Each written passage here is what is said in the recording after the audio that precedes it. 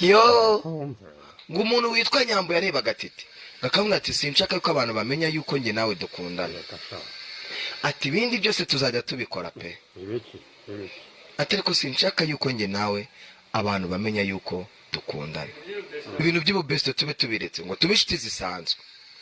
Noneho Titi we yaryama. Erega Nyambo rero nawe niwe wangije Titi. Nyambo wiguriye imodoka uwihaye Titi, umuhaye imodoka ngo nazajya ajya ahantu ngo kubera ngo ajya yigendamo, nyuma bigenda ute urayimwambura none wabonye imodoka Titi Nyambo agendamo y'umweru ya danje. None se ubwo urumva uwo muntu yarabonye aravuga ati ese uyu muntu imodoka ubu sinatereta bigakunda.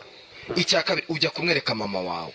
Ngiye Titi ku ruhande rumwe ndamwumva, burya umukobwa agiye kukwereka famiye abantu bakakubona